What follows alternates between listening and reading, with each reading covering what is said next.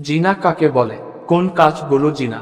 জিনা সম্পর্কে বিস্তারিত জেনে নিন এবং জিনা করার পূর্বে এই হাদিসটি একবার পড়ে নিন।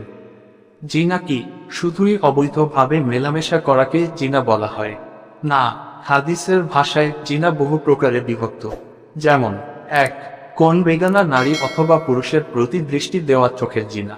২. যৌনতার সম্পর্কিত অশ্লীল কথাবার্তা বলা জিহ্বার জিনা। ৩.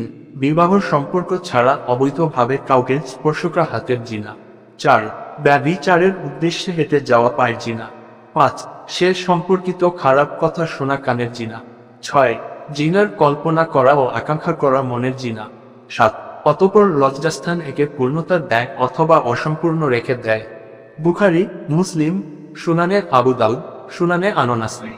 অথচ আমরা কেবলমাত্র সর্বশেষ ধাপটিকে এই জিনা মনে করে থাকি। এবার ভেবে দেখুন আপনি এসব কাজের কোনো ব্যক্তির সাথে জড়িত নন তো? জিনা স্পষ্ট হারাম। আল্লাহ তাআলা জিনাকে হারাম ঘোষণা করে বলেন, তোমরা জিনার ধারের কাছেও যাবে না, কেননা তা অত্যন্ত নির্লজ্জ এবং খারাপ কাজ। সূরা বনী ইসরাঈল আয়াত ৩২। জিনার শাস্তি। জিনার শাস্তি অত্যন্ত ভয়াবহ। রাসূলুল্লাহ সাল্লাল্লাহু আলাইহি ওয়াসাল্লাম বলেছেন, আমি স্বপ্নে একটি চুলা দেখতে পেলাম, যার উপরের অংশ ছিল চাপা আর নিচের অংশ ছিল প্রশস্ত, আর সেখানে আগুন উত্তপ্ত হচ্ছিল এবং ভিতরে নারী পুরুষরা চিল্লাচিল্লি করছিল। আগুনের শিখা উপরে আসলে তারাও উপরে উঠছে, আবার আগুন স্তিমিত হলে তারা নিচে যাচ্ছিল। সর্বদা তাদের এ অবস্থা এমন চলছিল। আমি জিব্রাইল আলাইহি ওয়াসাল্লাম কে জিজ্ঞেস করলাম, এরা কারা?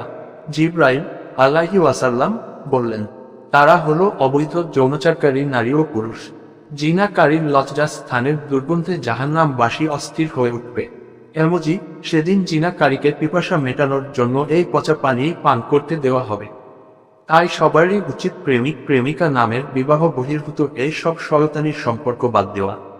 জিনাকারীর লজ্জা স্থানের দুর্গন্ধে জাহান্নামবাসী অস্থির হয়ে উঠবে। সেদিন জিনাকারীকে পিপাসা মেটানোর জন্য এই পচা পানি পান করতে দেওয়া হবে।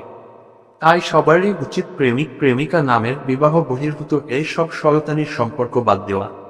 আল্লাহ আমাকে সহ সবাইকে সকল ধরনের গুনাহ থেকে দূরে থাকার তৌফিক দান করুন। আমিন।